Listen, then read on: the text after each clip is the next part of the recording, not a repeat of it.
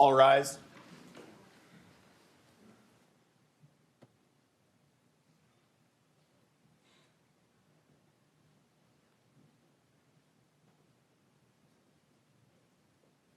The Honorable Justices of the Supreme Court of the State of Iowa, hear ye, hear ye.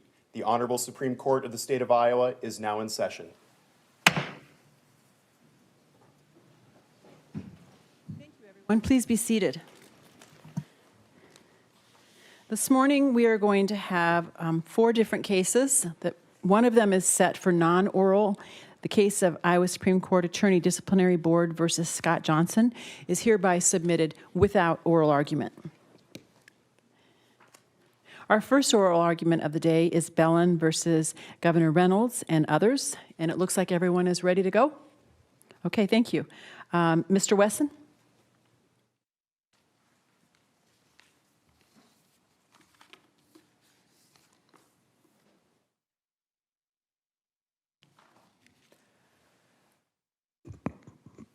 Madam Chief Justice, and may it please the court, my name is Eric Wessan, and I rise today representing the Governor Kim Reynolds, Michael Bull, and the Office of the Governor, whom I will collectively refer to as the Governor.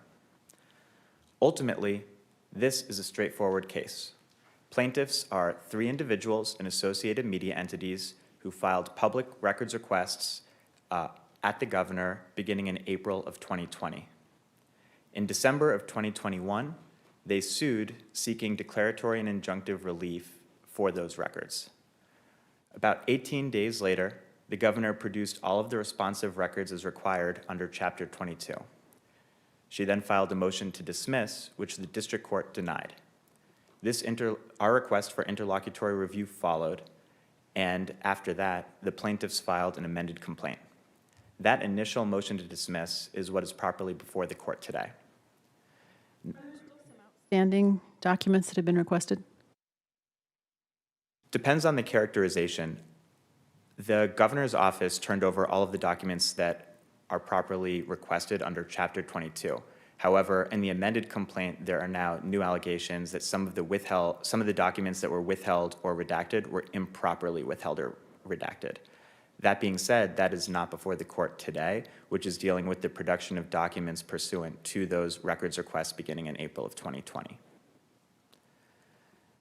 The governor raises 2 primary arguments today as to why the lower court was incorrect in refusing to dismiss the case. First, that there is a non-justiciable political question for the governor, and that applying the timeliness standard that this court created in Horsfield Materials is inappropriate to a coordinate political branch. Second, to the extent that Horsfield Materials is still good law, that it should be applied only in contexts where the statute authorizes that kind of interpretation. Talk about the timeliness issue. I mean, you would concede it's, by definition, there has to be some sort of timing component, right? I mean, the statute requires production or refusal, which is actionable. It's binary. The act of non-production over a sufficient period of time eventually ripens into some violation of the statute, right? Otherwise, how is it enforceable?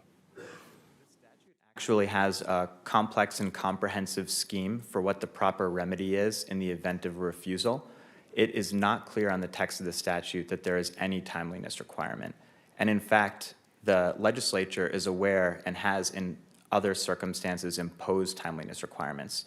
So what is the proper remedy if after a certain period of time, documents are not produced? First, under Chapter 22's own terms, in order to find a violation, there has to be a refusal.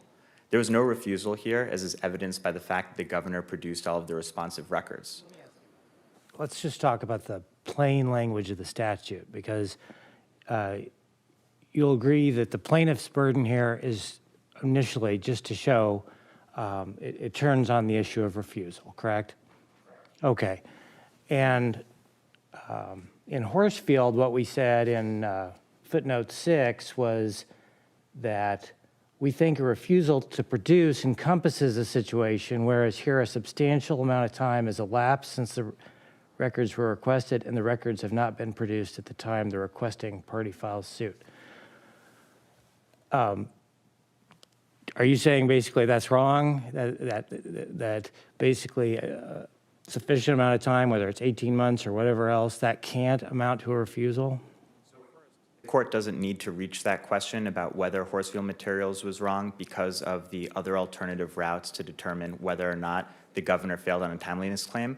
That being said, if the court is inclined to go back and to look at the statutory interpretation in that third section of Horsfield Materials, the statute itself does not include a timeliness requirement, and the reasonable timeliness requirement that it found was based in part on a 1985 agency report, which both preceded the actual passage of the operative version of Chapter 22 and also does not include any kind of timeliness or deadline itself. If I can express my concern, that is that refusal, if you just sort of think about it from an English perspective, plain language perspective, you could refuse in one of two ways, right? You could either say, I'm not going to do something, or if you show or express willingness, unwillingness to do, I'm reading from Webster's here, to do or comply with the thing, and it gives the example of the motor refused to start, right? Because it's not telling me it's not going to start, but it's not. And over a long enough time, we say it refuses. And if I don't give you documents for a long enough period of time, I think you could infer that I'm refusing to give them. And that's what I'm asking about. Text is clear that it goes to the more traditional definition of refusal. And the reason for that is if you go to chapter or code 2210, there are various remedies available going to court, seeking an injunction, seeking declaratory relief. Everybody else, let's say not a governmental entity, well, not the governor, but let's say another entity gets FOIA'd. Can they take that same approach? And really the only recourse is you got to file. It's not easy to file for people, to hire a lawyer and advance the funds and see it down the litigation track. So are you saying what's good for the goose is good for the gander?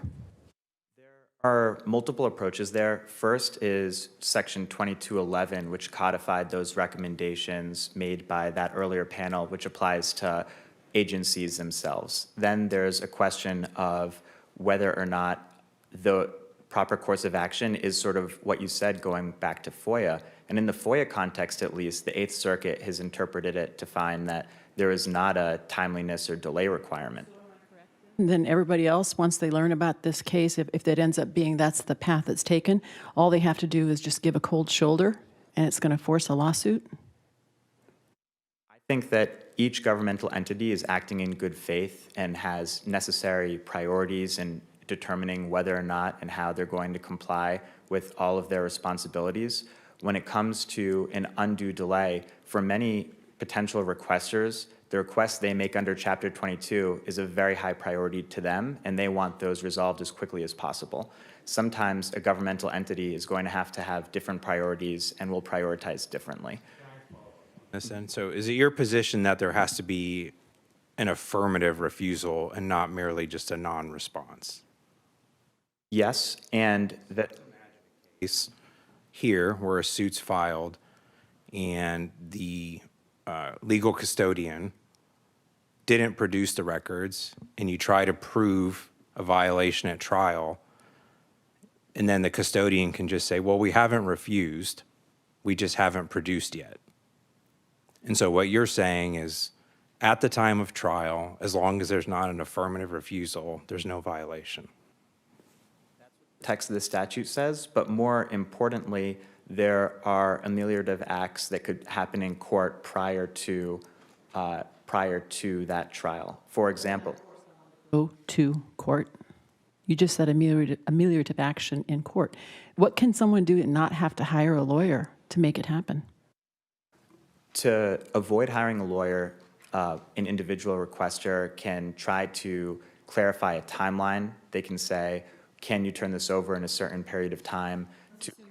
In this case, If we were to assume that happened in this case, as it pertains to the governor herself, I think that it still raises a non-justiciable political question given the test set forth in Horsfield Materials, because that test requires substantial compliance, not necessarily in the evidentiary production standard, but in terms of showing and demonstrating what the individual and the staff is doing rather than producing those records. And so ultimately, what that asks the court to do is to second guess the governor's determination of what her and her staff's prioritization of time is, which goes directly into the executive power as delegated.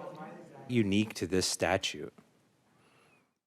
There are lots of statutes that impose obligations on all kinds of government officials, including the judicial branch. We're subject to open records, and it's our obligation to staff appropriately.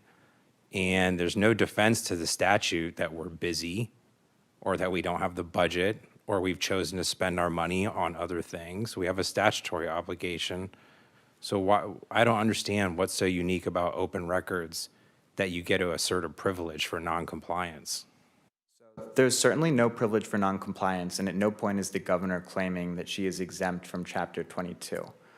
But the legislature knows how to impose deadlines and does so in other circumstances and has imposed deadlines in the governor and other parts of the code. It's from a dissent from many years ago, but it says, "It is the province of the legislature to enact the laws, but once enacted, it is the exclusive province of the courts to interpret the law." I mean, it seems like a no-brainer. We talk about that. So when you said more or less separation of powers, isn't that also encroaching upon us when we're attempting to interpret a statute?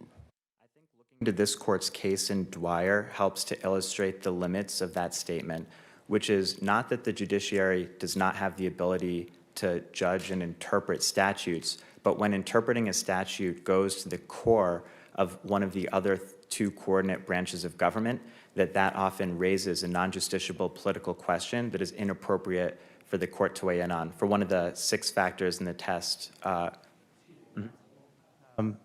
Let me ask it this way. What if we were to say that the plaintiff's burden turns entirely on this question of refusal? And if that refusal, as we said in footnote 6, force field, is sort of an objective thing. It's how much time has passed, right? And that's an entirely objective issue. Put that over here. You don't have to talk about what resources were put into anything or any analysis of the inner workings of the defendant.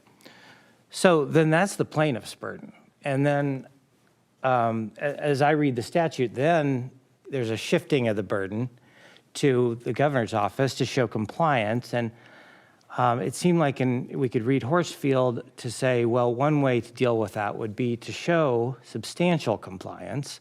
And one way to show substantial compliance would be to say, hey, there was, it was overly burdensome. It was given our resources and these kind of things. In other words, doesn't it kind of put the ball in the defendant's court to decide whether or not they want to get into their resource issues or not? To an extent, yes, but if the only way that the governor can avoid liability under that standard is by going into areas of her administration, prioritization, issues that might touch on confidential or executive privilege circumstances, then really what Horsfield Materials is asking is exactly for the governor to choose between either losing the suit or producing information not relevant to the open records requested, but still implicating significant executive power.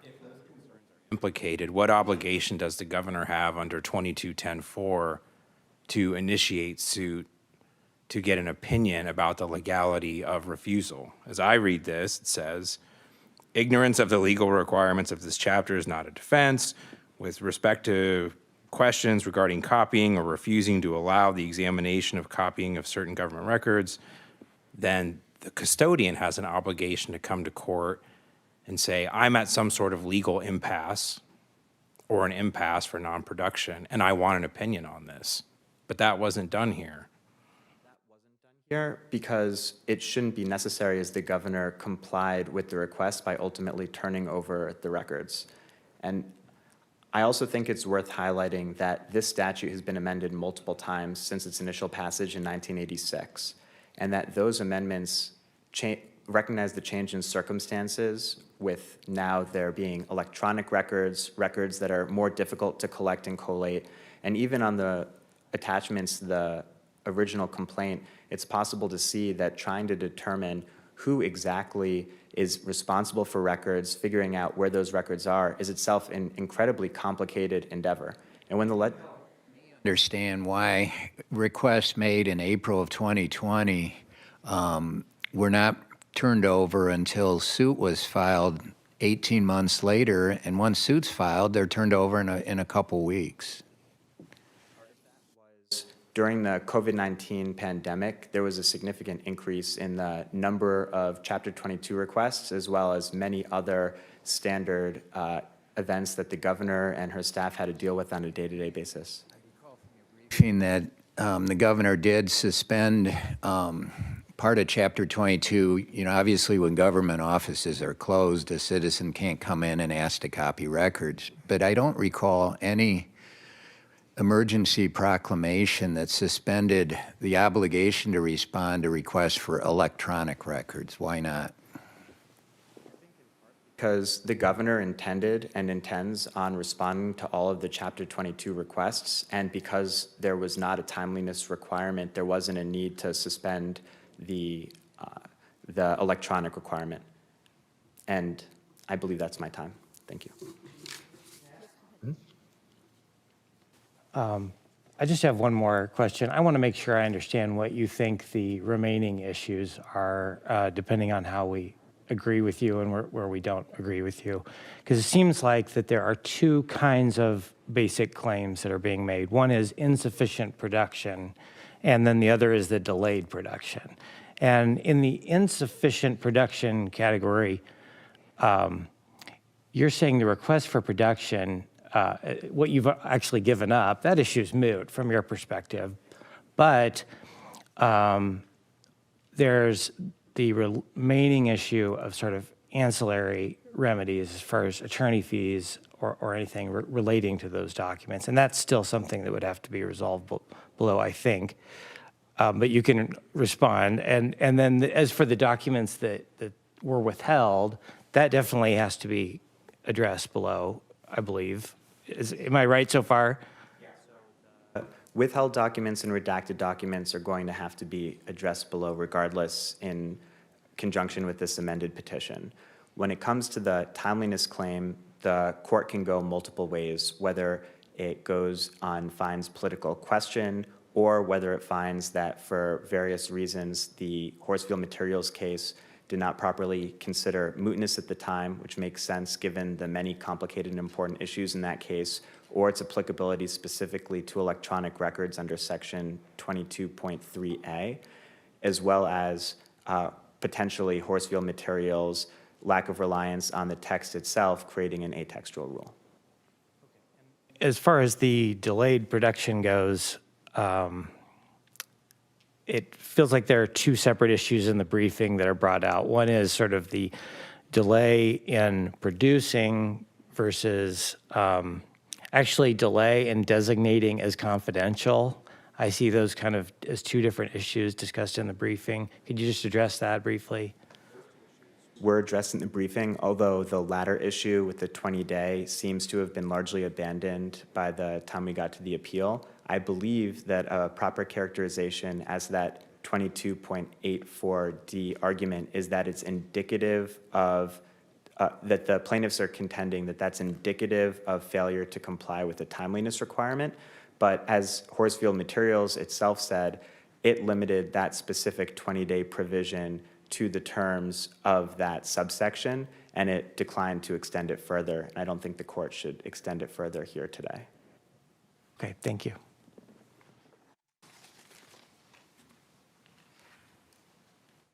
Thank you. Mr. Story, Thank you. before you even get started, do you consider all of the documents to have been handed over unless they're disputed for confidentiality? Your Honor, we are specifically challenging the documents that were redacted, the documents that were withheld. So that is still very much in dispute, and it's something the state concedes has to be addressed. So it's not moot, right from the get-go. Now, The thing that is missing from the state's argument is sort of the bottom line assumption of these laws, which is that public records are the public's records. The state is holding them for us, right? They're a trustee, and that means that they have a duty to provide them to the public promptly upon request. This is a right to know. It's a right that's crucial to democracy for a public that's best served by a transparent and responsive government. And that's why we're urging the court to remand. The state will have its opportunity to offer an explanation for its delay, right? That's not a political question. It doesn't implicate executive privilege. There is no executive privilege in Iowa. And the plaintiffs are going to challenge those delays. They're going to challenge the redactions, withholdings. They're going to seek the attorney's fees they're entitled to under the law. We get Horsfield right. As I read Chapter 22, I think this notion that we have to kind of dig into the bandwidth and reasonableness and whether someone had other things going on isn't really in the text of that statute. As I read it, I think you could say that we simply look at whether something is a government record, and if it is, whether it was produced within a reasonable period, without digging into any of the kind of separation of powers issues about other duties that a particular government branch or entity is having to otherwise deal with. Am I wrong about that? Your Honor, let me address a couple pieces of that, because the first thing is I think there's been some issue creep about what actually the state is arguing here. The state has raised an argument that timeliness, as recognized in Horsfield, doesn't apply to it because of political question and executive privilege. And it's argued that timeliness doesn't apply to electronic records because of statutory interpretation. So it hasn't actually raised or preserved any argument that Horsfield as a case needs to be overruled in that respect. But to answer the question, Horsfield was absolutely correctly decided. What it decided was that prompt production is required unless the size or nature of the request makes that production infeasible, right? It looked to this chapter as a whole. It looked to, as Justice McDonald points out, the assumption, the need for a right to be executed promptly, if the right's going to exist. And if we want to dive into specific sections of the chapter where it indicates that prompt production is required, it's all over the place. You have the definitions that say that every lawful custodian has to designate someone to administer the text. So I might agree with that, right, that there has to be some reasonable time frame. But do we have to look into why it wasn't timely provided? Because I think that's where the separation of powers issue comes in. Then we have to sort of figure out, well, should they have been devoting resources here instead of there? I don't think that that's, Your Honor, respectfully, I don't think we have to get that far. The size or nature of the request, that's the test, right? What about the size? Did it ask for voluminous records? What about the nature? Did it require substantial redactions and withholdings? These are the things we're asking about. I'm not asking the governor's office to tell me what everything that it was doing during this time. I want to know how much time it spent on my client's open records requests. Now, I imagine the answer is going to be until suit was filed, none, and then it took 18 days, and that's why this is a very easy case for the application of the Horsfield Doctrine, right? Despite everything that the governor's office has raised, I agree, this is a very straightforward case. There were lawful. Between request and filing suit, was there active interaction, communication by the governor's office saying, we're working on it, we'll get back to you, we might have it next Tuesday? Was there any communication?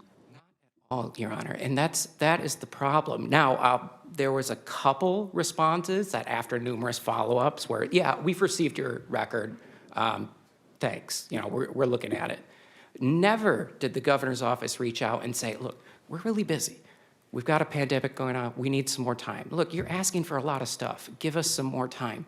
None of that ever happened. They were simply ignored, and they were going to be ignored, it is clear, unless and until they filed suit. That's why the production happened within 18 days after suit. Looking at compliance with the requests, how do we treat renewed requests? So, for example, if you look at the requests relating to documents for food processing plants in Iowa, and correct me if I'm wrong, I believe Ms. Belin sent renewed requests April 30th of 2020, May 12th, May 18th, May 26th, June 4th, June 12th, June 26th, July 9th, July 31st, August 26th, October 28th, January 1st of the next year, August 20th, and September 21st. Are each of those separate record requests? And is non-compliance a violation as to each, or is that a single request? Your Honor, I think that that'll ultimately be a decision of the district court. I would take the position that while each of those requests is simply renewing, right, what was requested originally, right, it doesn't restart the clock for the governor's office, but it's certainly very strong evidence that they have not complied. And that's the thing here. These reporters, these journalists, were giving the governor's office opportunity after opportunity to comply. Is the feasibility, is that part of your burden, or is that part of the, or is non-feasibility part of the defendant's burden? Your Honor, that's a good question. You know, the size or nature of the request makes prompt production infeasible. You know, that we have a sort of burden shifting analysis that goes on in these cases. The plaintiff has to prove a violation, and then the defendant can come and put forward some sort of justification like, oh, we had good faith, reasonable delay, and it took us 20 days to do that. I'm of the opinion that our statute assumes public records are public, that they should be produced. So I would not be willing to concede that that is something that the governor's office needs to put on, that there was something about the size or nature of the request that makes it infeasible. But I will say it's pretty easy for us in this case as plaintiffs to make that showing. So A good case to set some outer limits, for example, that as a matter of law, 5 months delay without an explanation for that delay is a violation. there's many different ways that states have approached these laws. And some have outright deadlines, and some, like Iowa, have this more flexible case-by-case approach. I agree with you. 5 months, that's per se unreasonable. 18 months, that's unheard of. So I think it would be fair to make that assessment. But I also want to give the government the benefit of the doubt and say that maybe there could be a request that, you know, is so voluminous it could take forever. But there has to be some sort of communication that that's actually why it's taking so long. Dripped out that you could at least get some? Your Honor, exactly. In civil discovery, we do rolling production all the time. You know, I'm from the civil business litigation background, and it's not unusual to have hundreds of thousands of pages exchanged in part of discovery. And when that happens, you know, you buckle down, you do the work, and maybe you implicate some sort of rolling production, and you ask for more time, and the parties work together and they agree. That's not what's happening here. This was just straight ignored by the lawful custodian at the highest level of government for this entire time, and unless until suit was filed. And as you noted, Justice McDonald, how could the legislature possibly have wanted to make a law that you cannot get public records unless and until you file suit? Because that's the practical effect of this. And the governor's office is also asserting that once you make that suit, you can't get your attorney's fees too, as long as they produce them before they get a court order saying that they have to. So not only the appropriate defendants in this case. So the statute allows the requester to sue the designated legal custodian, who is who in this case? so we have the lawful custodian, right, which is the governmental body. And I'd say that's Requires a governmental body to designate a person. the designee who they've put in charge of administering the request. That's Mr. Okay, now, with respect to the other defendants, I guess, why are they appropriate defendants in this case? This is ultimately what the injunction's going to read, right? And who the penalties of the law does not contemplate that designated custodian is personally out of their own pocket going to pay our attorney's fees. It would be the lawful custodian, the governmental body as a whole. And when you get to the injunctive relief, that's where you can look at, well, okay, who's this imposed on? The lawful custodian, as in the governmental body, and its designee, to ensure that no future violations happen. And Mr. Garrett and Mr. Murphy be appropriate defendants in this case? it would appear that the governor's office was not exactly clear on who their designee was. I think it got clear that it's Mr. Bull. They were also recipients of requests and seemed to acknowledge receipts. These are all things that are going to be borne out at trial. And if these individuals want to say, well, look, not me, okay, go after someone else, but not me, then they can do that and we'll work it out. On our discussion a minute ago about where does the feasibility lie, who has the burden on it, and let's assume for a minute that the burden is on you to show feasibility. I feel like that plays directly into the defendant's concerns that they can't defend this case at all without addressing feasibility, and feasibility is going to inherently draw them into a discussion of what resources were available, and that leads into political questions about what resources should have been available, or possibly that resources were going to other important things, legislation, whatever it might be. So could you address that for me, please? I think that discovery that we seek is ultimately going to be shaped by the case, what initial disclosures are made and what sort of position are raised. But let's talk about political question doctrine itself, right? And I am going to answer your question. But when we apply that political question doctrine, we have factors that we look for a reason, right? There's the first one, is there a textually demonstrable commitment? It's not there, right? It's not there. There's the second one, which is manageability, which is really where they're spending all of their time in making those arguments. It wouldn't be manageable for a court to judge how the governor's office is spending its time. Well, of course it is, right? We're asking a reasonable time standard is something that courts handle all the time. They know what a reasonable time is. They know it when they see it. They apply it in criminal and civil rules of procedures and family law, torts. It's all over the place. It doesn't require an actual demand. Governor's office, appoint 5 more staff to handle this. It requires an order that says you have to comply with this, and it looks like you didn't. Well, the size or nature of the quest did not make this production infeasible. We know it was feasible. It was 18 days. And I don't want to get too far away from the facts of this case here, because I think it's just so egregious that these concerns aren't likely to come up. We recognize an executive privilege in this case.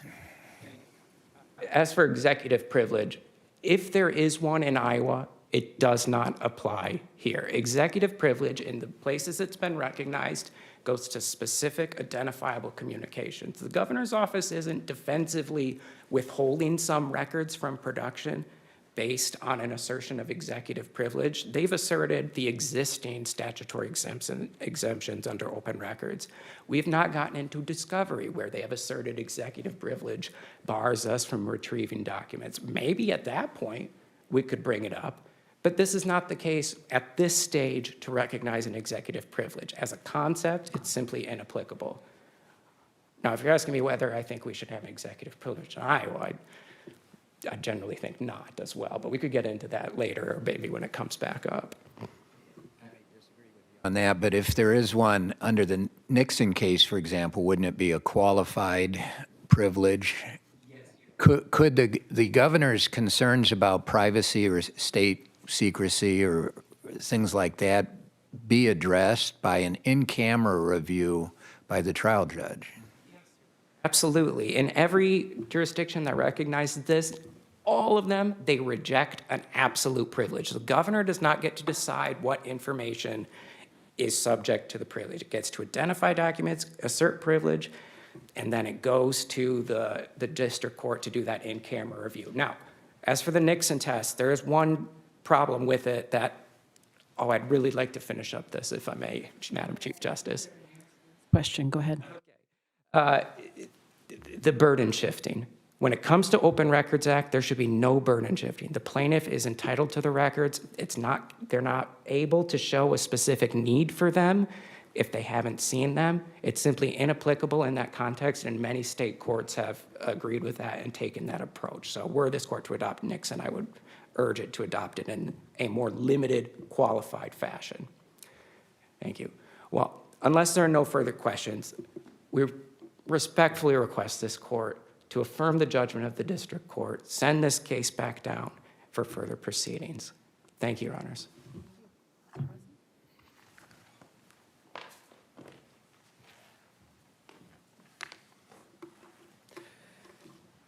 Thank you. I think first it's important to address some of the concerns this court has with the applicability of a timeliness standard more broadly beyond just the governor's office. Chapter 23 created the IPIB, which is a venue for individuals who are unhappy with how they're seeking their records to get those records. The legislature, in enacting Chapter 23, specifically excluded both the governor's office and the judicial branch from proceedings under that chapter. So while that doesn't address the issue of a timeliness standard directly, it does show that the legislature knows how to exempt the other coordinate political branches when it's dealing with concerns of public records and the importance of comity in those areas. Similarly, I think it's important to think about whether or not attorney's fees will be available in this case, because attorney's fees cannot be used to keep the case alive by themselves, and if there's found to be no violation, and the primary method by which the district court would have leaned towards finding a violation here is... Interrupt. I think in the Vrew case, we rejected a mootness argument as to the well-marked defendant because there was a potential fee recovery, and that alone allowed got us past mootness. I mean, big picture to me, this very case highlights the importance of a fee provision. If you have to hire a lawyer, if you're not hearing back from your government when you ask for records, and months are going by, and you have to hire a lawyer and sue, shouldn't you get your fees? It's helpful to analogize both relying on the Horsfield materials case to the FOIA context, where the answer to that question is no. So if you seek records and then the case is later mooted out on the basis of having produced those records, fees are not available in that context. And so too here, if you look at the text of the statute, fees for attorneys and court costs are only available after finding a violation. Established, though, has it? Aren't they arguing you have not handed over the documents, that there are still outstanding documents? So that hasn't even been established. It's not like that's agreed upon. Correct, Your Honor. I was saying that in the event that a violation is not found, fees will not be available. Universally accepted? Because I was just reading a federal case where the records were produced, the court held the case was moot, but the attorney fee issue was collateral, and they could go ahead and have a hearing on attorney's fees, and those could be awarded. So I'm not sure the context of that specific case, but in the context of Chapter 22, where fees can only be allocated after the finding of a violation, if there is mootness, and if, therefore, the court finds there was no violation, then the collateral issue of fees should no longer be at issue. I think to what Justice McDermott was asking, the question is production or refusal. And I think what we're arguing about in Horsfield is at some point there becomes de facto refusal, whether it's explicit or not. The passage of time would evidence that. So in a situation where you have de facto refusal, what parts of the statute require probing into the reasons for non-production? Like I'm looking at the affirmative defenses, and I just don't see any statutory hook that would require a court to look into the reasons for non-production. It goes back to Horsfield materials, which used that substantial compliance test, which it assumed without holding was the proper test there. But that is where the inquiry into the details of how various resources were allocated and decisions were spent. But I think it's important to highlight that any kind of reasonableness requirement imposed on the governor is necessarily going to require an inquiry into what alternatives could have been done by the governor. And at heart, that's a... Why? What part of the statute requires that inquiry. So if there's a finding that after a sufficient period of time, that is a de facto refusal, at that point, why is the governor's office reasons for non-production relevant to any determination in the proceeding? Two answers to that. First is that initial constructive refusal is also not in the text of the statute. So to a certain extent, it's finding a non-textual solution to a problem created by moving away from the text. But that being said, the inquiry, to the extent that there is not a per se rule of untimeliness, can I finish my answer? I guess my question to you is specifically, what provision of the statute would require a court to inquire into the reasons why a legal custodian didn't produce? I think the clearest part might be in 22.8, where it talks about good faith reasons for delay. But generally speaking, unless the court itself creates a per se rule of untimeliness, which again would be atextual and is nowhere found in the statute, if there's some kind of defense to what the court would find untimely production of records, that would necessarily require some reason for why that delay occurred. And But is there something in the text that says they can take as long as they want? statute, the legislature knows how to impose deadlines and has done so in multiple areas of the law. That is true. I'm just saying there's not the contrary language either. You're saying there's nothing that says they have to do it within a certain period of time. There's also nothing that says they have an indefinite period of time. Isn't that true? I think generally speaking, imposing a time limit on the governor or other bodies based not on the text, but by the lack of a deadline imposed in either direction by the legislature would be something that I hadn't seen before. I don't know if the intuition cuts both ways. Question, and I'll see if anyone else does. Mr. Story gave what I consider to be kind of like an elevator argument when he first got up there and said, the state is a trustee. They are withholding the state's documents from the state. I consider that his elevator speech. What's yours? The governor has many priorities and is engaged in a good faith effort to follow all of the responsibilities enacted by the law. The legislature did not impose a deadline for turning over documents under Chapter 22, even though it has the ability to do so, and the court should decline to impose such a deadline on the governor, whether due to political question concerns or due to not extending horse seal materials. And finally, the text of the statute lays out a comprehensive scheme with various remedies available, and none of those remedies require a deadline. Your ride was much higher. Okay, anyone else? Can I follow up on this? So 22.8.4, when it talks about the reasons for delay, all the statutory reasons are really quite simple, don't require any explanation into the motives or reasons. Whether or not the legal custodian wants to seek an injunction to determine whether or not the record is a public record. Else? To determine whether or not a record should be available for inspection. These all relate to the documents. I mean, I don't see anything in the statute that says a government entity doesn't have to comply if it's busy, if it has other reasons, if it has staffing shortages. And I want you to tie that inquiry, which I think is the focus of your political question argument, to something in the statute that even requires a court to look into those reasons. I think that rather than the statute, looking at the Iowa Constitution would be the textual hook for the political question doctrine. That follows the Iowa Citizens case, and here you have Article 3, Section 1, allocating the different powers to the coordinate branches of government. And then within Article 4, there are multiple sections talking about the executive power and the allocation of those resources. Then going back to this court's precedent, whether it's Ryan against Wilson in 1941 or the Godfrey case from 2021, not to be confused with the other Godfrey case, there's longstanding case law talking about how the core executive power includes the management of resources of the department, includes management of the staff and senior staff and their priorities, and that would be the textual hook to the extent that you're looking for a political question under that first prong of the Baker against Carr test. Okay, if you want to make a final statement, you could.